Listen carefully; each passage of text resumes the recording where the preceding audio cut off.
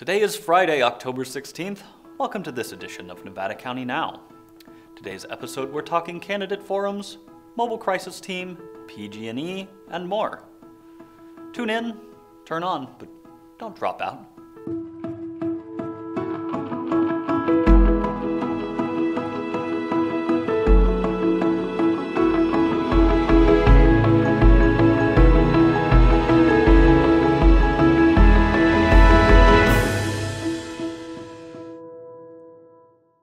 Hello and welcome to Nevada County Now. I'm your host, Cole Pettit. Earlier this week, in collaboration with the League of Women Voters of Western Nevada County and the League of Women Voters of Butte County and the Redding area, we hosted a forum for the candidates running for the U.S. House of Representatives for California District 1, Doug LaMalfa and Audrey Denny.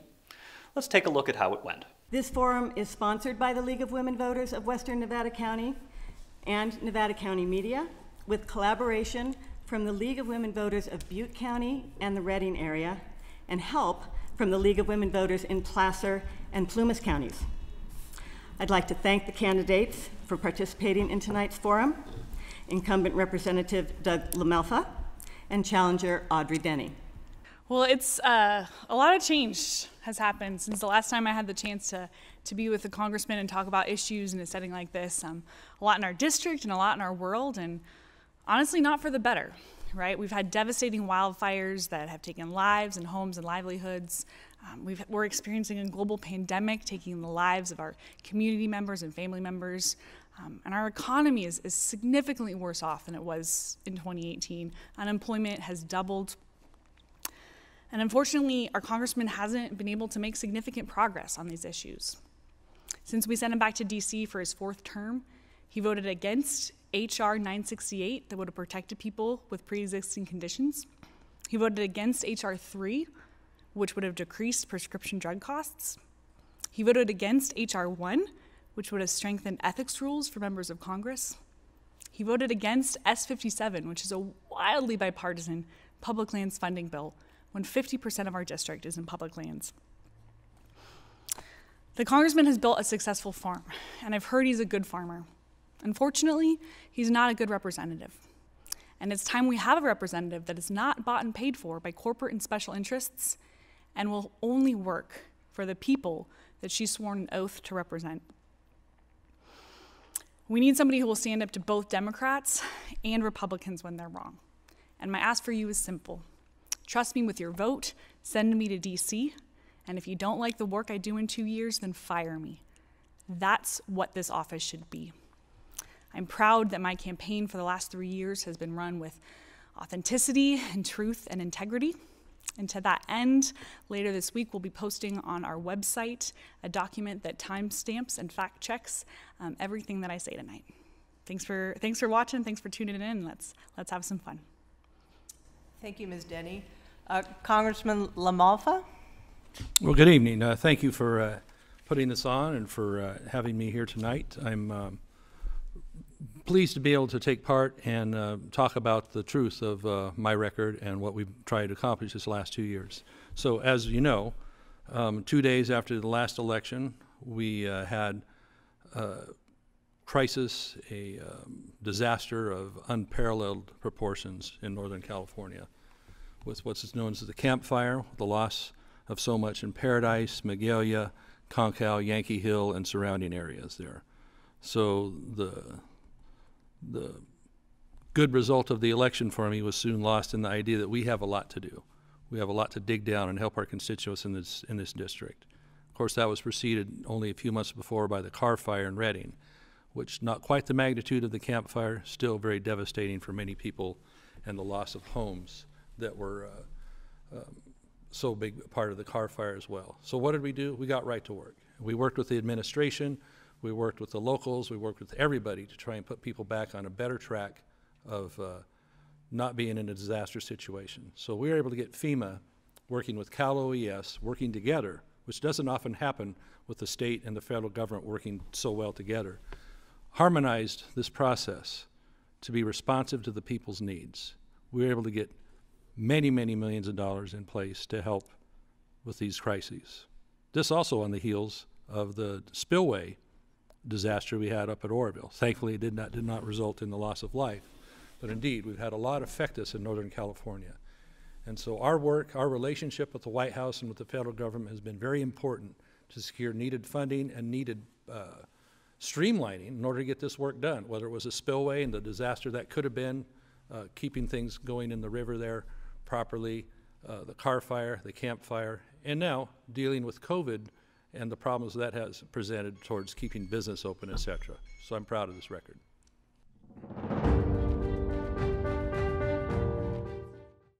If you'd like to see the rest of the forum, visit us on YouTube.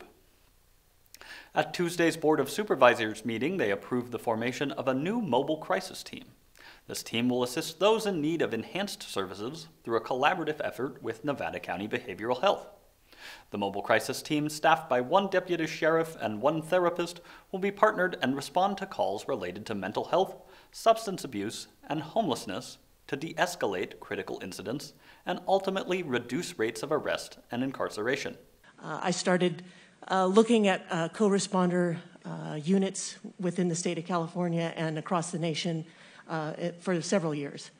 This is a way in which we can enhance services provided to our community.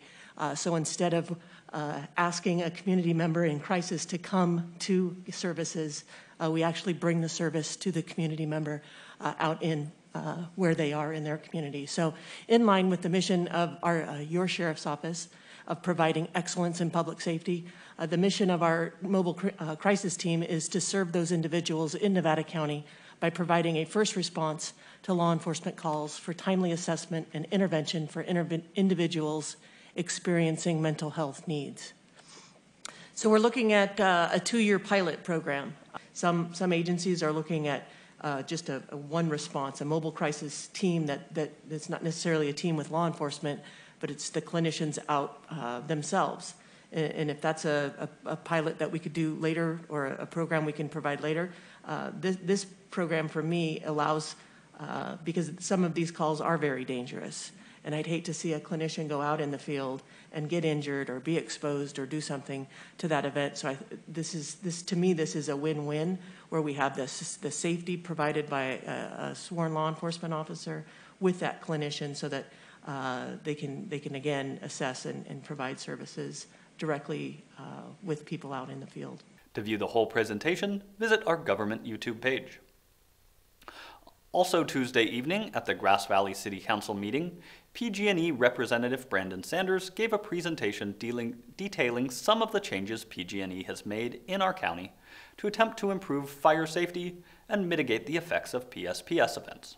Our community wildfire safety program really has 3 focal points. We want to reduce the potential of a wildfire and improve our situational awareness and that of our emergency response partners, and generally reducing the impact of our PSPS events. And each of these bullet points will be covered in greater detail in future slides. You have in front of you here a illustration of the system extent specific to Nevada County. As you can see, about 90% of our distribution system and 95% of our transmission system in the county is within what's called the high fire threat district.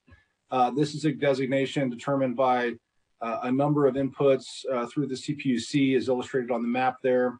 As we often get as it relates to PSPS is there's no wind where I'm at. Why is my power off? And this is sort of an elementary illustration, but I think it's important for residents and business owners to see, because while you might not be experiencing extreme high winds within your city limits, the transmission sources that feed into the substations distributing energy throughout your community are likely facing those severe winds, coupled with the other fire threat factors that we take into consideration. So PG&E has made a commitment in 2020 to make our events smaller, shorter, and smarter. And I do feel like we've made good on that commitment as it relates to smaller and shorter. This basically shows our commitment to communicate with our customers at a minimum of 2 days before the power is turned off, during the event, and then following up with them as restoration occurs. The last thing we want to do is bring service back to a community that may have a failed conductor and subsequently start a wildfire. So what we have to do is we have to physically inspect either by helicopter, on foot, using a UTV, a truck, those types of things, drones even. We're employing drones, and we're working with the FAA now to get operational clearances to use that on a broader scale. But once we inspect and patrol and ascertain that everything is fully intact, we will re-energize and notify customers that the event has concluded. Primary sources of information for our customers during wildfire weather. The best one to follow is pge.com/PSPS updates. On that website, you'll find an address lookup tool. That is going to be the most accurate information for residents and business owners in Grass Valley and throughout the county. You simply go to pge.com/PSPS updates, enter your address, and you'll be able to determine whether or not you're in scope for a PSPS event. Again, to view the whole presentation, visit our government YouTube page. We've seen an increase of 22 COVID-19 cases this week, bringing our total to 579 confirmed cases. 25 cases are currently active with 2 hospitalizations. 21,487 tests have been performed, an increase of 752 tests this week. The death toll remains at 8. For the most up-to-date information available, visit mynevadacounty.com/coronavirus. Education during this pandemic has been difficult for all involved. Math education for many seems to have been particularly difficult to transition into the distance learning model. Thankfully, there have been some people stepping up to try to bridge the gap. For more, let's turn it over to Sonora Slater. Thanks, Cole. Math has always been hard. Just ask any kid who's had their dad, in an attempt to be helpful, try to teach them calculus concepts when they only needed to draw a parabola. Paired with online learning, essential concepts can be extremely hard to get across effectively to students. Nevada County Superintendent of Schools Scott Lay said that local districts are all very aware of this problem, and they've all come up with their own ways to deal with it. There is a need for tutoring beyond distance learning, he said. Kids need extra help, to go over it again so they really get it. As Superintendent Lay indicated, each school has taken their own approach to providing outside tutoring and extra support for students. For example, some of the high schools, including Nevada Union, are continuing the tutoring programs that they had in place even before COVID-19. Meanwhile, Clear Creek Elementary School Principal Carolyn Kramer explained that they are utilizing a variety of methods to get students the help they need. This includes teachers recording their lessons so that students can rewatch them later, teachers meeting with students and parents one-on-one each week to go over assignments and provide additional support, and on-campus in-person tutoring in small groups from teachers for kids who need it. In addition to the direct response from schools, there are also options for math tutoring that are unaffiliated with a particular district. Sonia Sokolow has been a math tutor since 1983 and currently runs Shadrach Math Tutoring for Nevada and Placer County students. She believes that despite effort from teachers, online learning has caused math education to suffer. One reason for this includes the fact that as the way math is taught has changed so significantly, it is hard for parents to assist their children with homework. You can email her at soniasokolow@gmail.com if you are interested in her math tutoring service. There are also other programs currently gauging student interest before starting up. With these and others, there are plenty of opportunities to get needed extra support. If your student is struggling, reach out to their school, because they absolutely want to help your child to succeed. Back to you, Cole. Thanks, Sonora. West Coast Equine Sports Therapy is hosting a fundraiser for the Nevada County Fairgrounds tomorrow, Saturday, October 17th. The event will include a silent virtual auction from 4 to 5:30 p.m., and bidders must be registered beforehand. There will also be a live auction beginning at 6 p.m. Entertainment will be provided by local groups, drinks will be available for purchase, and Lazy Dog Ice Cream will be there selling ice cream for dessert. All proceeds go to the Nevada County Fairgrounds Foundation. A $15 ticket purchase will include dinner served by Silver Dollar Restaurant for the first 100 people and a bidder number. A $5 ticket gets you admission and a bidder number. Tickets will be available for purchase at the door. For those wishing to attend in person, the address is 19600 Kneebone Court, Penn Valley, California. For more information, visit West Coast Equine Sports Therapy on Facebook. We'll leave you tonight with a brief look at our upcoming spooktacular event. We're teaming with Women of Worth and Gold Country Kiwanis to put on an entertaining evening of zombies and ghouls, plus raise a little money for these organizations. Be sure to tune in next week for more details. Until then, remember, stay safe, take care of each other. We'll see you next week.